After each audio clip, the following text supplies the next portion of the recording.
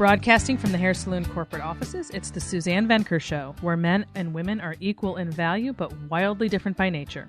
Join us here every week when we challenge the culture's hugely flawed narratives regarding men, women, sex, and love.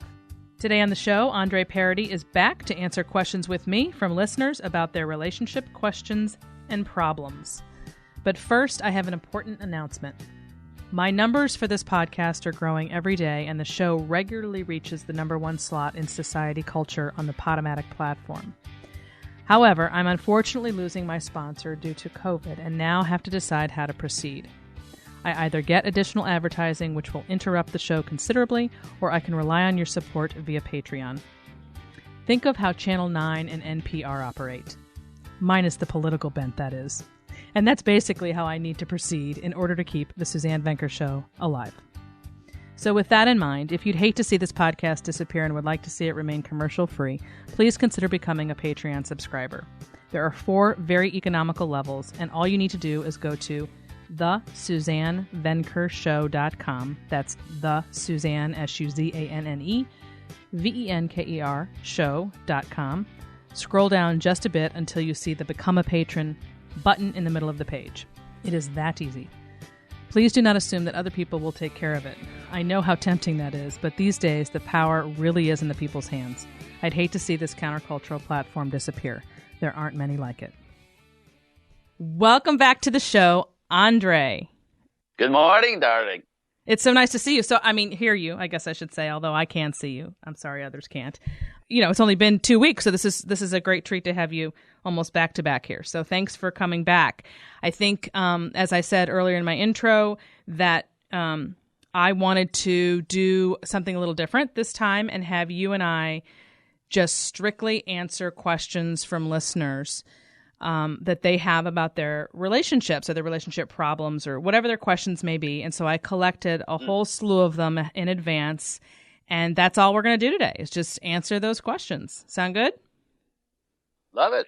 Totally love it. Because these are, for them, actually the juicy stuff, right? Like direct questions, like how do you blah, blah. So exactly. Good service. Good service. Is there anything Absolutely. You want to say real quick about how your life is going out there before we get going? Anything? Well, I live new or in different? California. I'm in Los Angeles. It's sunny again, beautiful. I have nothing to complain. I'm just, life is good. And, it's very, very hard to feel suppressed.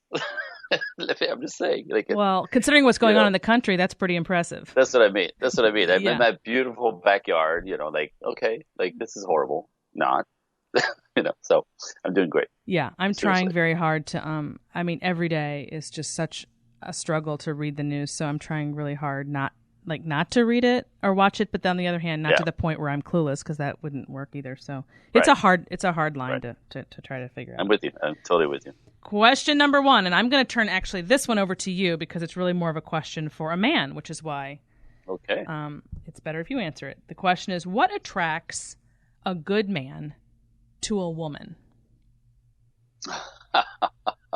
Which I guess the person is saying, running to distinguish that between just a player type who will just go for any type, I guess. I don't know. I guess that's what she means. He or she means. Yeah, $1 million question, right? A good man is always defined by, the guy who's going to do all the right thing, right? The guy who shows up, the guy who's solid, the guy who's accountable, the guy who has a job, the guy who has a plan, the guy who has a mission. Yes. And that's all the characteristic, So how do you attract a guy like this? Typically, I'm going to say, if we're going to generalize, men, there's also types of men, and I think you and I talked about this. In my world, there's 3 types of men. There are masculine men, man. There's guys. There's somewhere in the middle, and there's boys who are, what I call the players, the one you should stay away from, right? So that's a first distinction because, having a penis does not make a man. Right. I hate to say it just doesn't. So if you want a real man, and what I mean by that is a guy who has those characteristics of handling his life and being on point, having a purpose in life and stepping into whatever it is that he's up to in the world. These guys need, the feminine to sort of ease them up, even them out, sort of balance them, right? Like a man is a man until he meets a woman and then he becomes a gentleman. Very much so. You with me? Yeah. So, because women civilize so women, men. Mm-hmm. Thank you very much. I was just going to say that in a lot of ways, you civilize us. You bring us out of our pushy, building, conquering, fighting ways, and sort of bring us like sort of more like, oh wait, hold on, like maybe you should, have you thought this through? And there's people around, and you can't be this much all the time, and you have to consider others. So that women civilize us in a lot of ways. So that part, a good man naturally is looking for that. So it's interesting because the man, well, they say this over and over, not necessarily in those words, but it's the same meaning, that good men are looking for women to sort of give them a sense of bigger than themselves, a certain spirituality in the world, about life. Purpose, maybe? Right? Purpose, but also like beyond myself, like sacrifice, for the bigger good. And that's often family, that's often putting down his player's kind of lifestyle and sort of like, clamping down his sexuality in ways that he wants to like wrangle that in and hold himself accountable for being a good guy, and that makes him proud to be the guy to be able to do this. So what men are looking for is a woman who brings that part to him, right? So a woman who's actually gets him, supports him, believes in him, right? That sort of brings him into his, I can do this. She believes in me, right? Alleviate his self-doubt. Then all of a sudden she becomes like his believer, and in that she's his inspiration for him to step into that and all the sacrifice that it requires.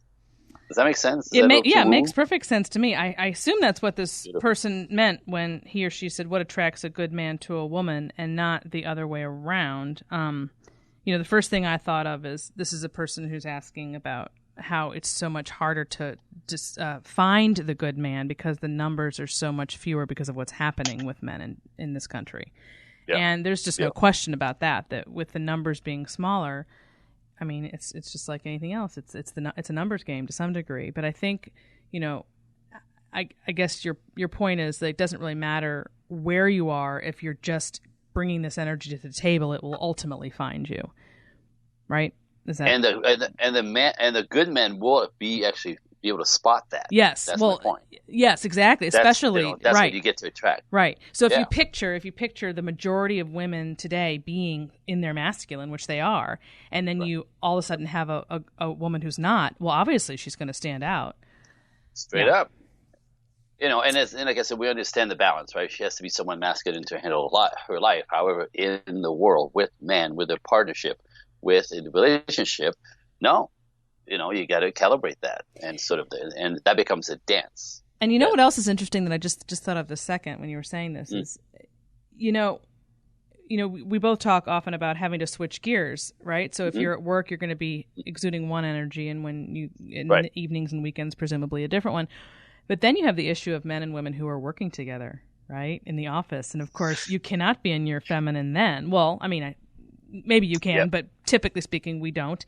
And the men, that's why dating in the office environment is so interesting, because you're not really able to utilize the gifts that will foster that dynamic when you're in the workforce, which is why I ideally think it's a terrible place to even, I don't like the mixing at all, but I know it's inevitable because I think most people would say, where the hell else are you going to meet people if they don't want to meet them in bars? Right, 30% of the relationships actually will start, somewhat around the work settings, because that's where you spend a lot of your time, and they spend a lot of their times. And then, you go, that person's interesting, and she's kind of cool. However, for it to develop into some kind of romantic thing, you got to step, you got to step that out of there. I know. Right? Like man on man in the office doesn't work. So I tell the women, it's interesting. There's a guy at work that you think is cool and interesting, that he's got his life together, like he's got all the potential that you're looking for. He won't be able to see you as a woman as long as you're working. Right. However, I say this all the time. It's like, there's moments throughout the day in the coffee room and in the break room, right? Peel that crap off and be a girl, right? And then radiate with that around him. He's going to go, ooh, right? And when your work is good, like in the coffee room, in the lunchroom, downstairs in the cafeteria, across the street in the coffee house, whatever, like there's these moments all over the place where you can be around him and change your energy when you're not working. Got it. And that's when he gets to see, like, wow, this woman, and she's got her stuff together. See it? Yeah. Okay. You got to be super aware of that. And it's like, that's when things are possible.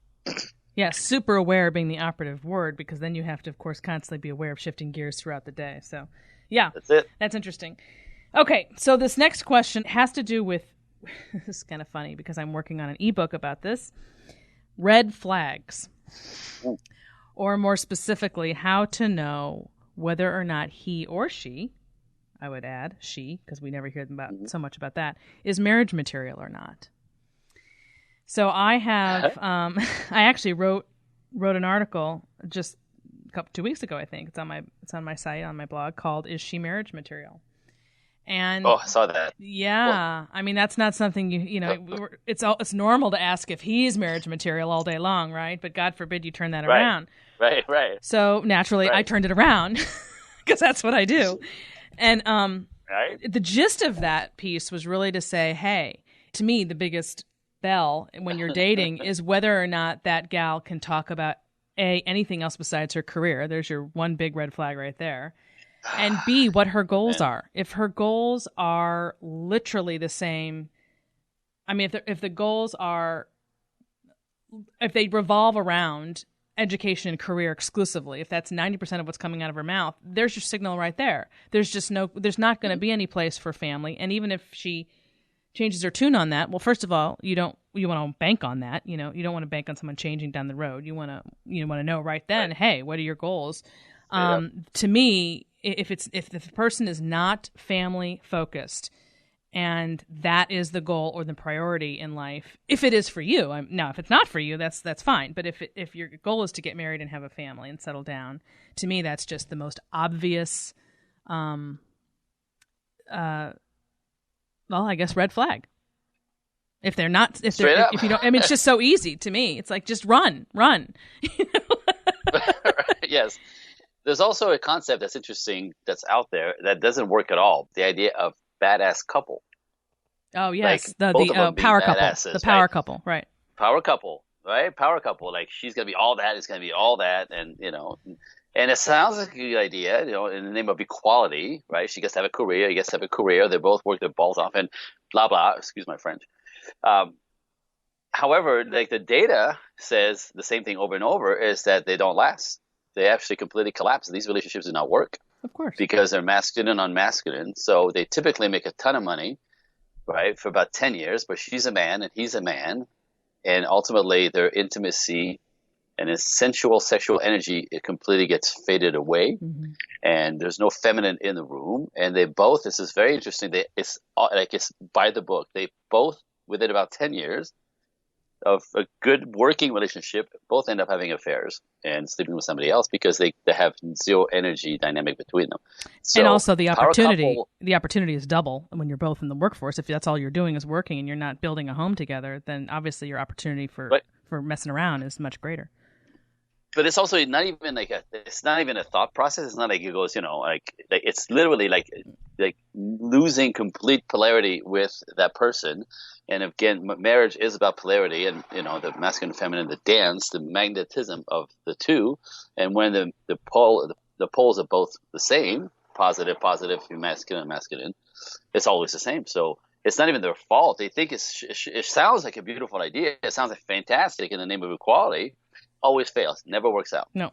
That's Never works out. And I see it. And I see it left and right among the millennial generation who are very, very prideful of this idea of this life that you just described.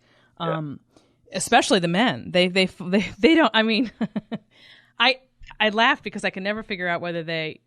How do I say this? I guess there's a mixture of both. But where you fall into it thinking that is going to get you more points, score you more points with your gal because you're so quote unquote supportive of that. Or if you really do genuinely think that's a great plan, and give it 5 or 10 years, and all of a sudden it is falling apart. I've watched it happen, and there's they don't understand that whole plan did not work. And so when they were dating, they didn't notice it as a red flag because that's just normal. That's just what you do. Right.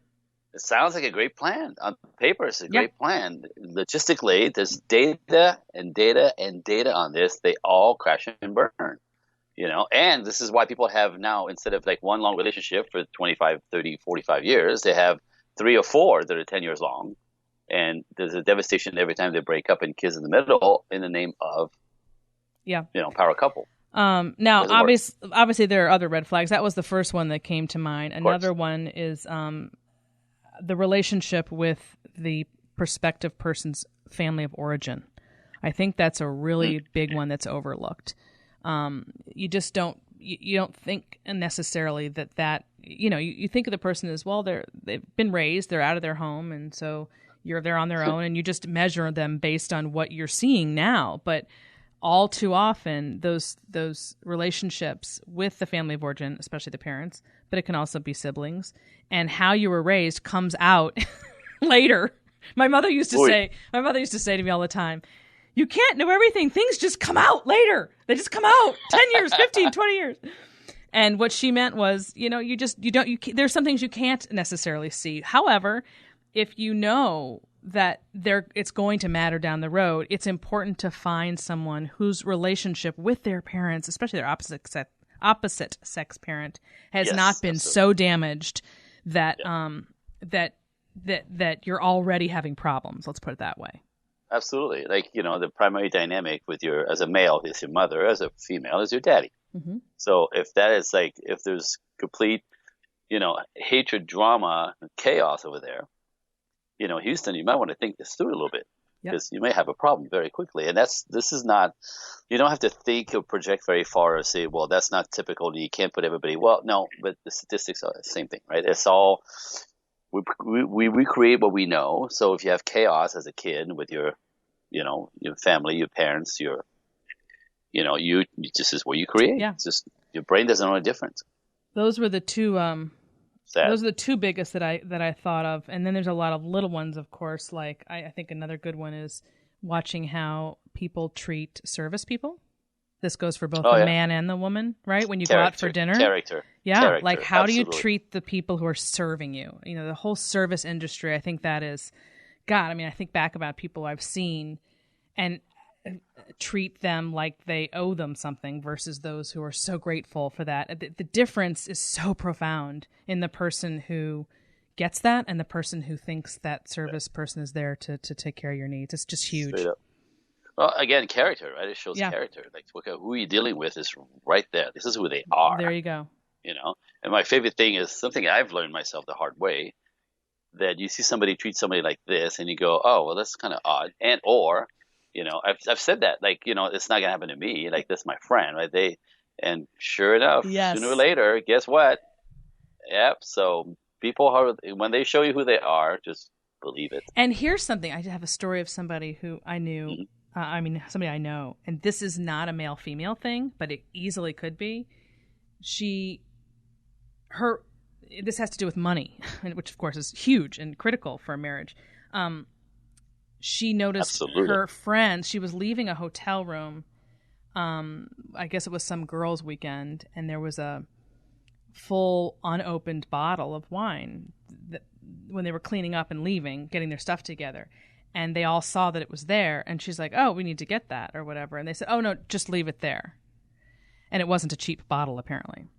Now, again, this is not a male-female thing, but you think about the mentality of somebody who would leave an expensive bottle of wine there that is yours just because you can't be bothered to pick it up and take it with you versus someone who isn't. That's a much bigger deal than it may seem at the time, right? Seriously. That is going to dramatically affect the rest of your life and how that person approaches so many things related to money. Right. So had that been a boy-girl situation, again, that would be a real red flag. Something to look at. Seriously. Absolutely. Interesting. And people show you who they are all the time, right? All the time. Don't sort of, and again, I've done this, right? Like, oh, well, it's just like this one instance. Yes. Yeah, no. This is who they are. Yeah. And it can be really hard when you want it to work to just. That's what I'm saying. Yeah. No, absolutely. Couldn't agree more. That's what makes the red flag so hard. People see them, but they don't want to face them, and then it just comes back to bite them. So, yeah.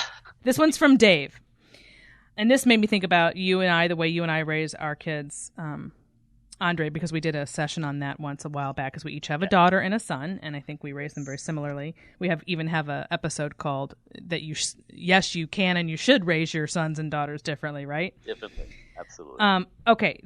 So Dave asks, what is the best advice that I can pass on to my 3 boys about dating and navigating the feminist culture? How can they not compromise on their masculinity and withstand the accusations of toxic masculinity? I'm gonna let you start with that, and then I'll tell you what I've done with my son. Sure. Well, I'm sure whatever you said is exactly what I've done with my son, what my husband and I have done. Right. So it's probably the same answer.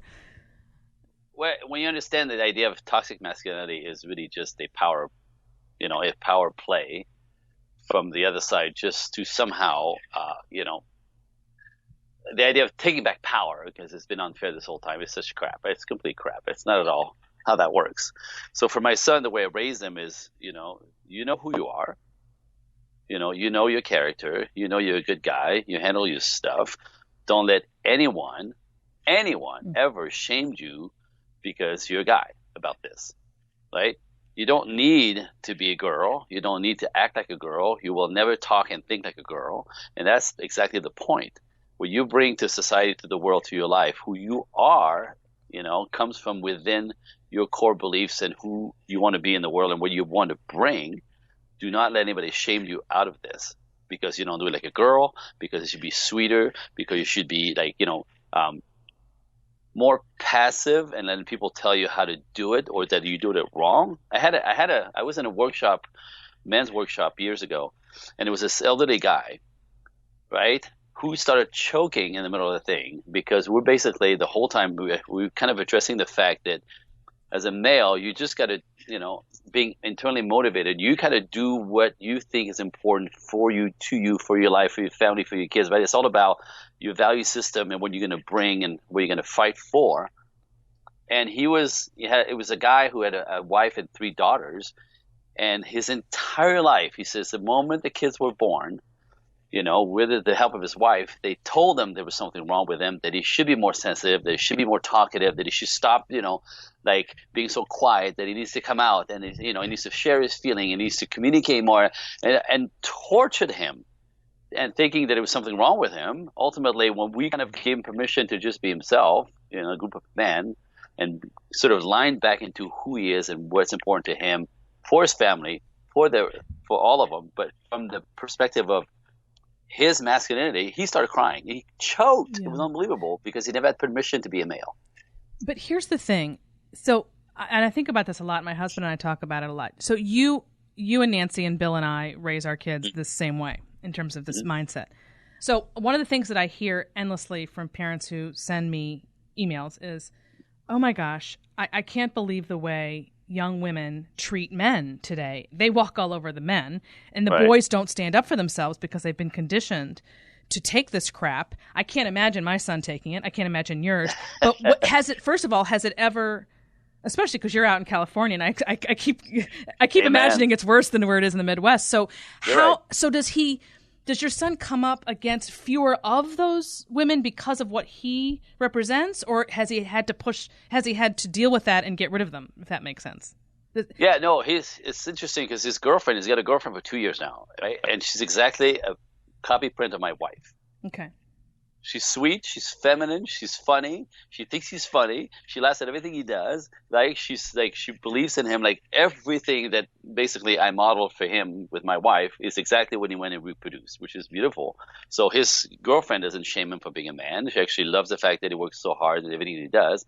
So he works at Home Depot, and again, because of the way he was raised and the fact that he's had a sense of himself since he was like an early teenager, and like I said, he has a swag to him. He has such confidence, right? From playing basketball and handling his life, it's beautiful to watch. It's beautiful, and he's a very quiet kid at the same time, but he owns it.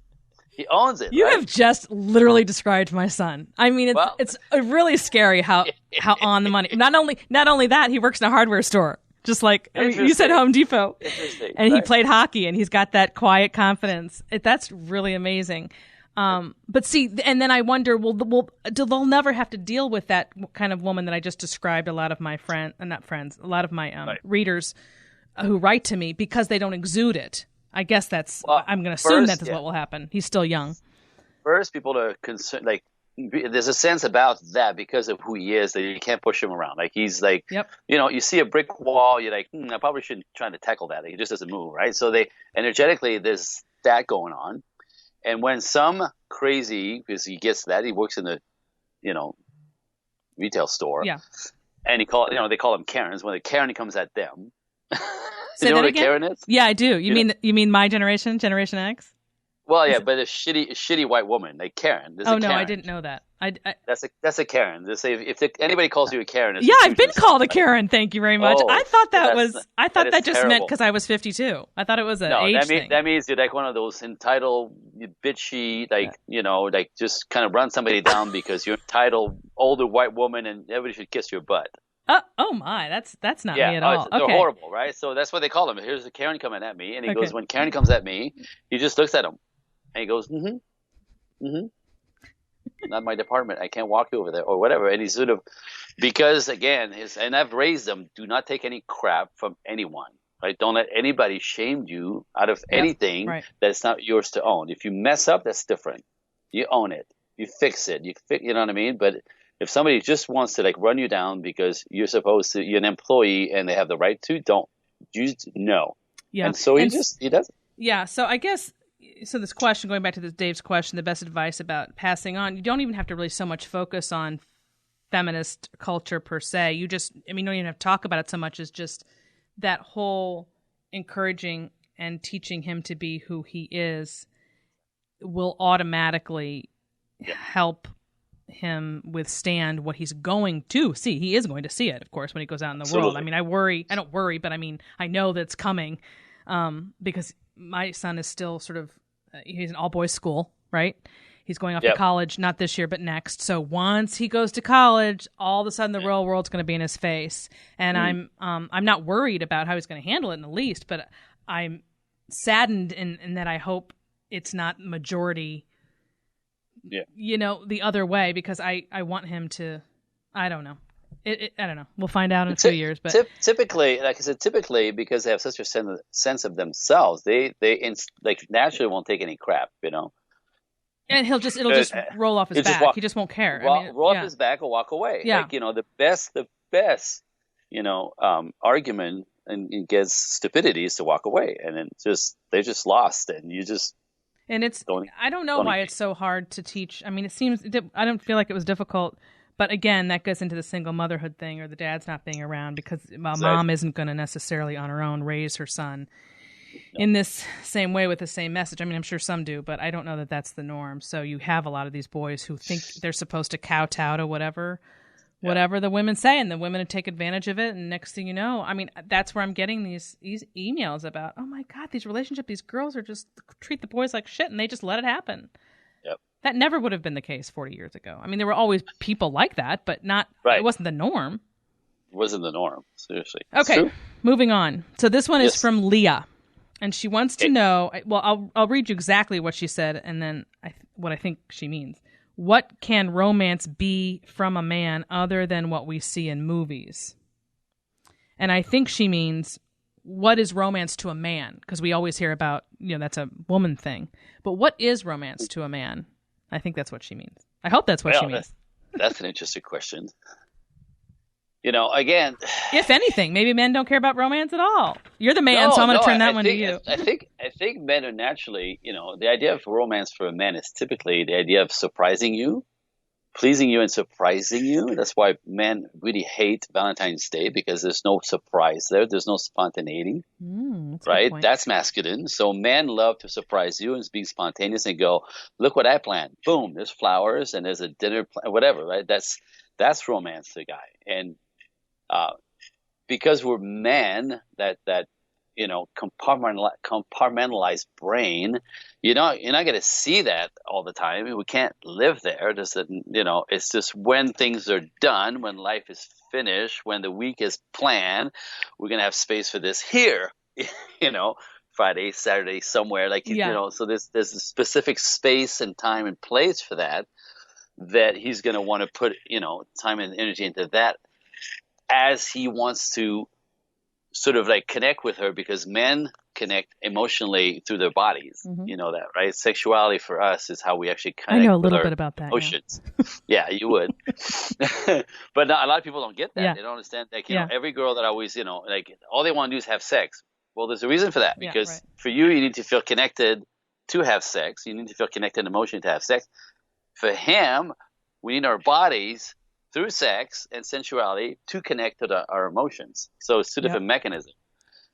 It looks and sounds kind of piggish, but it's not when you understand it, you know. Like the flip side of that for the woman, and here's where I think a lot of women struggle, is to be receptive and receive that overture that you just described of romance, rather than having to orchestrate it herself or plan it herself or say, no, I don't want that, I want this, or basically do whatever it is that it's not being in receptive mode. You're not receiving. Right. Absolutely. Like, that's the part. Like, you know, to this day, and it's funny because I realized that I'm very typical, which is amazing to me because I always thought I was anything but typical. But as far as being male, I'm so typical with my wife, right? The idea of like, and again, this is the research and all the data, that men are constantly, normal males are constantly trying to impress the loved ones, their wives. I'm always trying to impress my wife. I know, you'd think you'd be done after you got her, right? But it doesn't work that way. No. Okay, so, you know, like yesterday, she has this thing she has to get, you know, take care of every day as a girl stuff, whatever, that is at the end of the day, she's tired and she keeps forgetting. So this is like just 2 days ago. So I kind of set everything up for her. She doesn't have to like do anything. She could just like grab it and go before going to bed type thing. Yes. Like I prepped it up for her. So it's not like, you know, now she's in bed going, oh, damn it, I forgot. So she has to get up and because she won't do it. Right. So I like, and for no reason, that knowing that she, so I surprised her with that. Yeah. Right. It's oh my God. Huge, Andre. Oh my God. It's so great. It's my favorite thing. I love it. It was like, but I knew it was going to have some of that effect, but I didn't know it was going to be that big even. Yes. But what was I doing? I was impressing her. Like, I'm thinking about you and I want this to be easy for you. Well, and making it easier. It's all about like it's all about making it easy. Anything my husband can do that's the smallest thing to take it off my plate. I mean, I cannot explain to you the significance of it. It's really fascinating.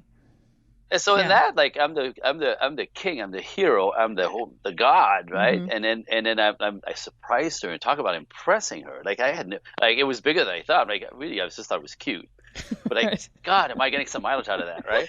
So that response wants me to do it more. That response, you know, that sort of respectfully sort of really gets at the base who I am and what I bring, and those things that I find, you know, important, but I didn't think it was that anyway. So now I want to do more. I want to surprise her more. I want to impress her more. I want to be, you know what I mean? So that's the receiving and receptive, what you just said, is essential. If you don't, then it will stop. Like if I give you a gift and you go, well, thanks. And then move on with your day. It's like you didn't do anything. Right? And I compare that to the compliments. If I give you a compliment, which is in my world as a male, and all of us males are like this. If I give you a compliment, it's a little gift. And if you go, no, right? Like I can't give a girl a compliment. My wife sometimes like, wow, you look great. Oh no, I'm bloated. I'm in a pimple right here. I mean, can you stop and just say thank you, right?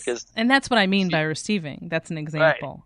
Because if you don't receive, we'll stop. And when we stop, you'll like, it'll backfire. You'll pay some other way and you lose all the goodies just because you're not open to receive. It's not that hard. Okay, this one is from Mar, M-A-R. I think that's a female, but I don't know. What to say to a close friend or sister who's in her early 30s, who's not dating or married but wants to be, but unfortunately drinks the culture's Kool-aid and wants to be independent or believes she doesn't need a man. I mean, the obvious is go read Suzanne Venker's books. But seriously, is it best not to get in these people's business? That's really funny because I've kind of making a point for myself is to never offer anything that's not asked personally. Sure.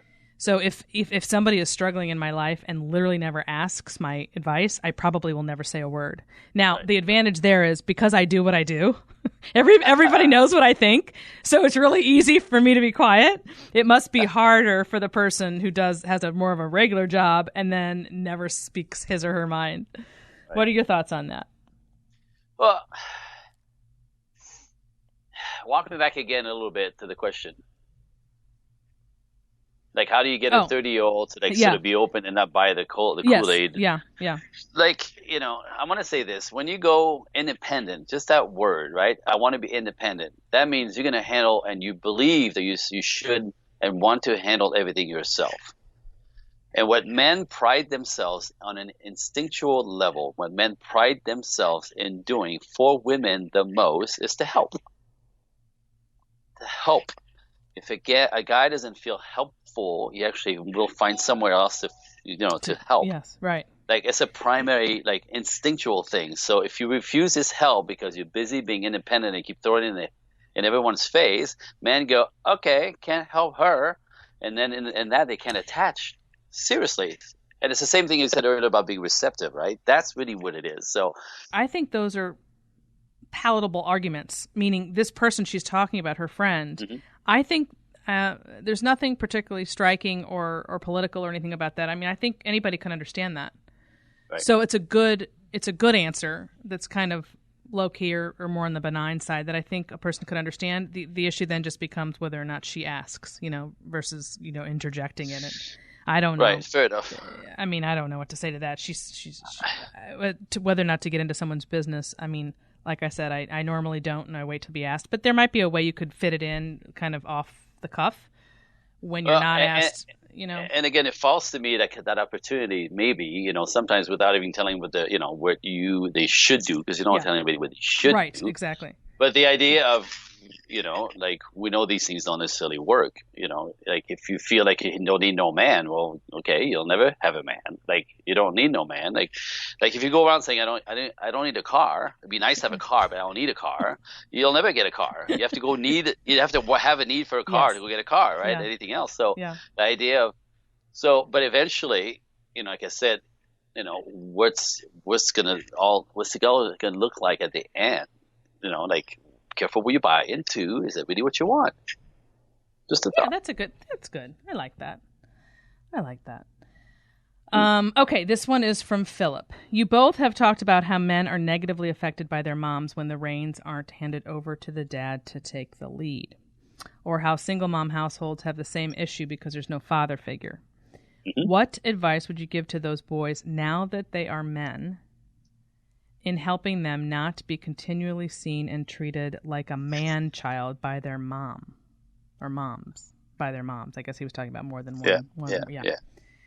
That's, yeah. Woo. Yeah. Should I go? Yeah, you go. Mm-hmm. So this comes around me over and over and over and over, right? Like that was like last month, one of my associate calls and she says, my son is 28 years old and he's living in the basement, plays video games all day long. I feel he should be doing something else, but I can't throw him out. What do you think I should do? And I came back, throw him out now. I mean, duh. She's like, it seems so rude. Is he so mean? He's not. I go, God darn it. Like, throw him out now. You're doing a disservice for him. As long as he's comfortable, he has to do nothing, accountable for nothing, he's never gonna. And the flip side is when I get into men's group and men's work, when all the guys that come in, the young millennial guys, and 35 years old sometimes, but younger as well, like no confidence, can't look you in the eyes, have no idea who they are, take everything personally, or triggered by the smallest little,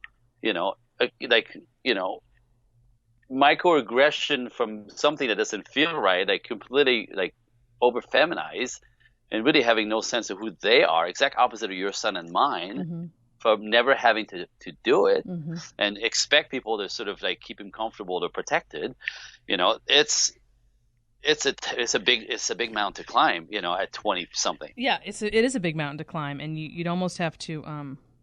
I have a gentleman coming on next week who wrote an article called "How to Recover from a Controlling Mother." And it was same story. Yeah, so we're going to be talking with him, and he sort of recovered from that. So maybe that question, Philip, if you're listening, would be better for next week in terms of getting into more detail with that gentleman, because he basically is the type of, he's that man who had to do that.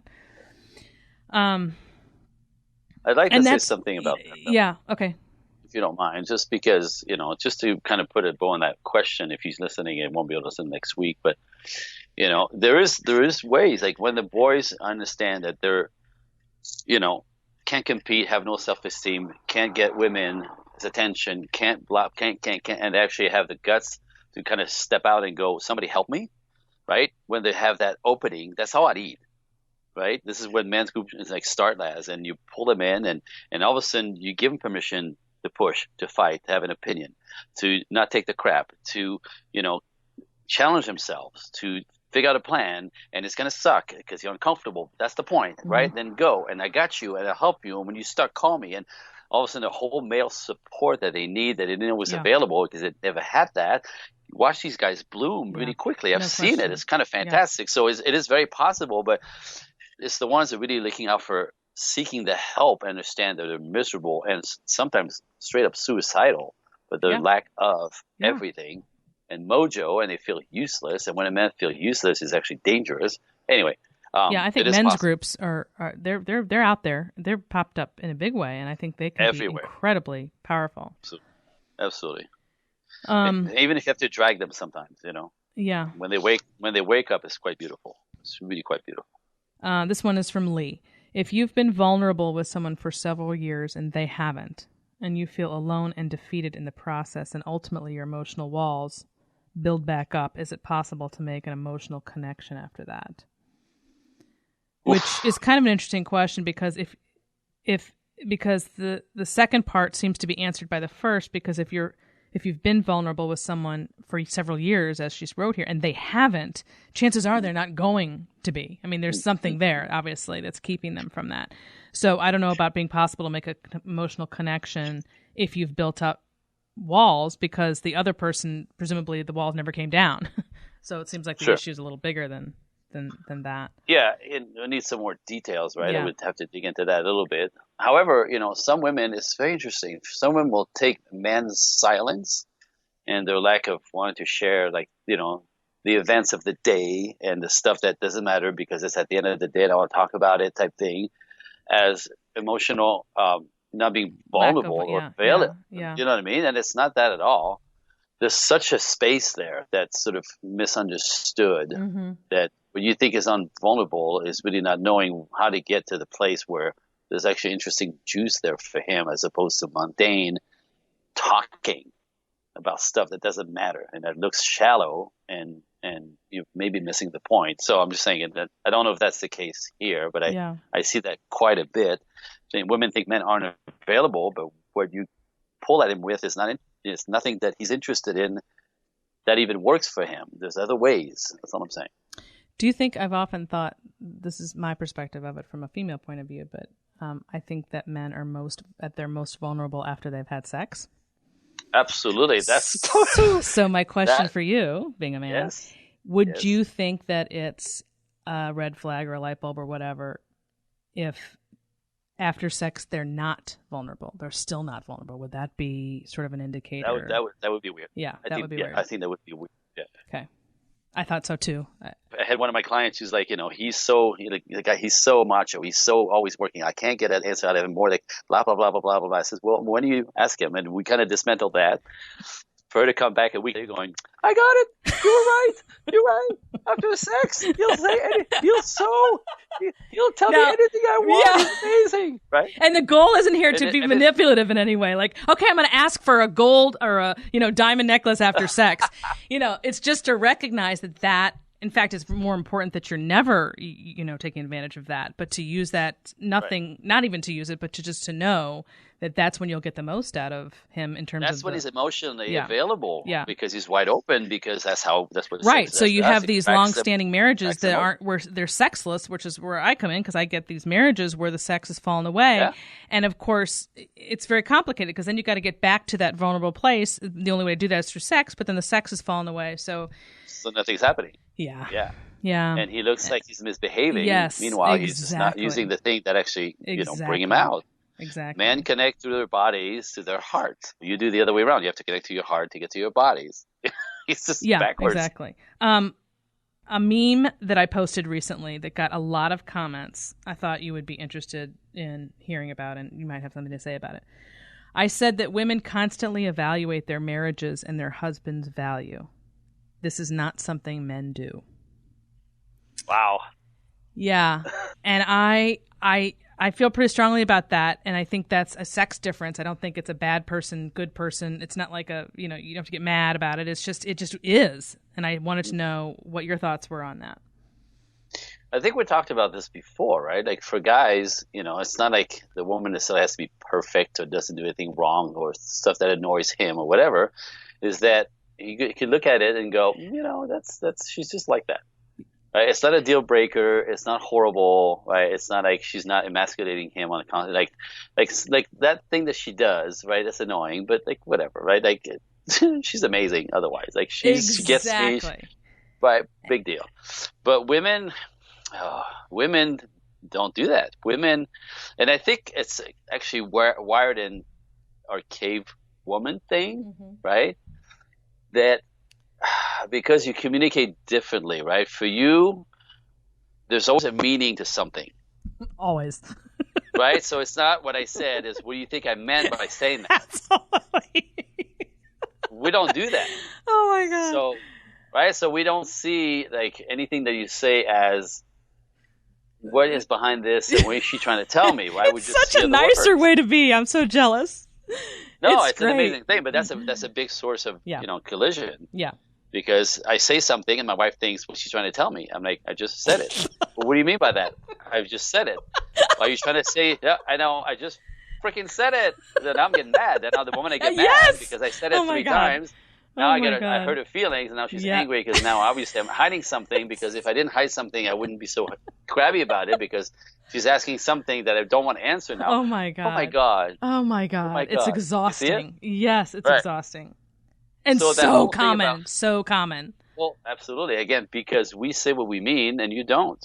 And it's not because, you mean to be like this and complicated. It's that to a woman, direct communication is too direct. So you have to be sweet about it and go around the corner. Yeah. By going around the corner, for you becomes a communication through like innuendos, tone of voice, around like sort of like, I say it, every woman knows what you're saying when you're saying these things. Not one guy is really getting it. Right. So it's to you, obviously every woman, so you think that we get it. But anyway, so long story, right? This is how we collide. So within that, and I think it's cave woman stuff. I think it's like ancestral, constantly being aware of what is going on here. What is going on here? What is going on here? Does he still like me? Is he still on my side? Is he still committed? Is he cheating? Is he cheating? Is he, what's that? Is he, oh wait, hold on. Now he's not, he said he was going to call, but he didn't call. What's he doing? Right? So there's always that awareness of what if, that is always on your radar for safety, to see things coming. Safety. We don't have that. Right. We don't have that. So we don't think that way, but you can't help it. And the flip side of that is that men will, I've said this before, men will take longer to make a decision about who he's going to commit to for life, right? The joke is getting him to the marriage table or whatever. But then once he's made that decision, that's it. I mean, they're not. Right. Men aren't the ones bowing out of marriage in record rates. That's women who do that, and that has a lot to do with that statement that women constantly evaluate their marriages and their husband's value, and men don't. They've made their decision. That's it. They just take the good with the bad. And women, of course, you have the issue of the culture too, teaching women that they should never settle and they should have the best and all that crap. Don't take his crap. Yep. You know what I mean? And now you don't feel right. He's something about lifestyles change because this, why that's not what I was promised, and like, and guys will go with that. Yep. Girls, not so much. Okay, so that got a lot of comments and a lot of attention, and that's how I kind of gauge. I just gauge it based on how true it is. That's how I see. When I see that, I see truth, and it's hit your button because it's true and you experienced it, and so anyway, that's interesting. And then I'm going to end with this. You had sent me something that a woman had a list of some months ago, and I kept it, about different points that you and she had dealt with what's going on today with men and women. And I thought this one was really good, this statement she made, because I'm seeing it on my end all the time. And that is, a good woman has to wait to be chosen by a good man. She cannot take the lead or force it. This is the conundrum of the modern woman. Boom. Boom. And see, Boom. that because every time I talk to young women about not being the pursuers, they're not wrong when they say, yeah, but what are we going to do with the young men today who have been taught to take a step back and be passive, and they are not pursuing? So if they're not pursuing, and I'm not supposed to pursue, there's just a bunch of people sitting on either sides of the line and nobody's moving. Then what? Mm-hmm. So so I love the fact that this gal said this is the conundrum of the modern woman, because it is. It's true. It's true. But it can't. You still can't do it. The answer is not. It doesn't work the other way anyway. No. So I get this. This is hysterical because life sometimes is just cruel. I think he'll smack you in the face for the work that I do. Right? I can't teach my own sister. That's just cruel. Like she will not. How old is she? Just won't. She's 3 years older than me, so she knows better. She just has decided for some reason that she knows better. Okay. And all 2 divorces, 3 kids, now alone in the world, and complaining that nobody gets her. And I'm like, are you kidding me? Anyway, but she refused to want to hear me. It's cruel, right? Yeah. It's a really bad joke from God. I look up and I go, really? Yeah. That's just rude. I help everybody else, but I can't help myself. Okay. Anyway, so within that. That's funny. My daughter, who's aware of what I'm doing, listens to our conversation. I'm always, the podcast that I've done, whatever. Mm-hmm. Again, millennial, she's 17 now. This is last year. She was 16. And this is a guy that she liked. And she's kind of tomboyish, which is also very cultural, right? Mm-hmm. They look like boys. They wear boy shirts, they ponytails, if anything, and blah, blah. Anyway, wear no makeup, doesn't want to make up. Can't be bothered. And let me just interject really quick that we do not have the same type of daughters that we do sons. Yeah. But she's coming around. I wish my daughter would just throw up her hair with a T-shirt on, but she's the opposite. Anyway, go ahead.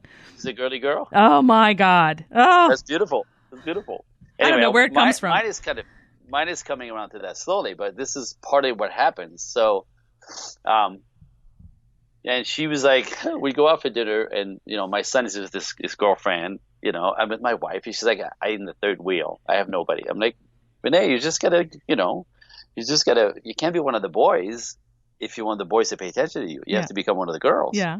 You have to change team, because right now you're in the boys team, and it's cool because you have a lot of boy dudes that hang with you, but you're one of the dudes. So there's nothing about you that's different or whatever. Different, right?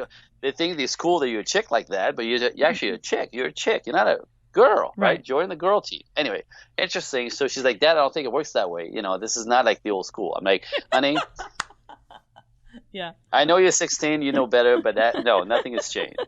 Anyway, so she started wearing a little makeup. It was beautiful. She started wearing makeup to school, and then the girls are like, what are you doing? She's like, I'm trying to get a boyfriend. Like, wow, okay. Anyway, the guy that she liked would not respond. The guy that she liked what? Did not respond to her looking pretty, to her standing there passively to get in his space, everything that was telling her to do, and be girly and feminine and all that stuff, and nothing. So eventually, not telling me, she goes and puts a note on his car and says, I really like you. Here's my phone number. Ouch. And? Right? She doesn't tell me that. She doesn't tell me that. Okay. Comes home a day or so later after that happened, and face on the floor. I'm like, what's going on? Nothing. Anyway, so she wouldn't tell me because she knew I was going to say, well. What the hell did you do that for? Right. Right. And I go, okay, I'm not going to judge you. Tell me what happened. And she put it on his car because she's trying to get his attention, but he wouldn't respond. And so he called her back and said, I got your note. I have to tell you I have a girlfriend. That's why he didn't respond. Ah. Now, either that, or he was actually a gentleman and didn't want to say, I don't like you that way, right? Which is easier to say. If I'm not available because I have a girlfriend, it's easier to swallow. My point is, I understand that she wanted some action, but whether you go after the guy, he has no choice but push back or lie to you about this. If he's not interested, right? And if he goes for you, typically he thinks he's going to have sex with you. You're going to make it easier to do that, and you still end up, with very Not a dynamic where he thought you were cute, interesting, then he goes after you. If he doesn't go after you because he has some kind of twinge and twinkle in his eyes about you, he's going to take advantage of your sexuality, your body, because you make it available easily because you're going after him. So it's a bad dynamic. Yeah, and of course the flip side to all that is you're just not going to have to go after the guy that's the quality guy. The guy that's right for you, you're not going to have to chase. That's what I'm trying to say. Because he will find you. He will find you. When he wants you, you will know it. There is no ifs, ands, or buts. He's gonna go her, right? But again, you have to know what that looks like as well. Like, so, like looking like a tomboy, it's really hard to like. Oh yeah, sure. Well, right. Think, hey, like, wow, it's amazing. No, right? So you have to, again, like back to that's stereotypes. So funny. People think, that's such a horrible thing, stereotypes. Well, that's really how life works, right? That's the masculine and feminine plus I know, but they're young and they're supposed to retaliate and I get that, but like, my point is she got her feelings really hurt over that, and I said he did not respond. He knew why he didn't respond. Whatever reason is, it doesn't matter. Right. You don't need to get going after him can only be hurtful when you get that back in the face. Right. Let the guy do what he's going to do. Don't go after the guy. No, never. He's got to pick you. I say this all the time. He's got to pick you. And then you decide if he's good enough for you. There you go. He has to pick you first. Let's leave on that note. Say that again. He's got to pick you, and then you decide as a woman if he's good enough for you. Bingo. Love it. But you can't make anything happen unless he decides. No, you can't. Okay, we're gonna end it there. We're gonna have to end it there. Even Always though I know we could go on and on. But thanks, Andre, and take care and in these crazy times, and we'll hopefully see you sooner rather than later. For sure. Awesome. Anytime at all, Dottie. Thanks, Andre. Talk to you later. Okay. Bye-bye. Bye. When you got married, things were perfect. You were both in love and life was good. Then, somewhere along the line, everything changed. She changed. Or maybe he did. Either which way, now your relationship feels, well, hard. I coach husbands and wives who feel lonely, disrespected, or misunderstood in their relationship. So many women today are desperate for their husbands to step up to the plate, to make a decision and to stick to it, to lead rather than to follow. Ladies, you have the power to make it happen. Men respond best to women who are grounded in their feminine core. As for husbands, so many of them want their wives to stop nagging and to just trust them, to smile more and to complain less, to look at them the way they did when they were first dating. Men, you have the power to make it happen. Women respond best to men who are grounded in their masculine core. The secret to lasting love rests in the masculine-feminine dance. Once you master it, your relationship will no longer be difficult. You'll be moving with the biological tide rather than against it, and that makes marriage smooth sailing. If you're struggling in your relationship, if you feel frustrated or alone, I can help. Just go to SuzanneVenker.com, that's SuzanneVenker.com, and click on the coaching button at the top. Don't wait another minute to acquire the mindset you need to find love and to sustain it. It's so much easier than you think. That's SuzanneVenker.com. And that ends this hour of the Suzanne Venker Show. Don't forget to tune in next week when we talk to Graham Stoney, who wrote a powerful and important article entitled How to Recover from a Controlling Mother. Finally, please consider sharing the Suzanne Venker podcast with a friend or family member you think would enjoy it. Shoot them a text or an email with a link to a specific episode you enjoyed. Word of mouth is the primary way podcasts grow. I also want to remind you that if you're looking for marriage or relationship coaching, go to SuzanneVenker.com and click on the coaching button at the top. And if you have a question or comment for me, you can email me at Suzanne@thesuzannevenkershow.com. Thanks for listening, everyone. Have a great week.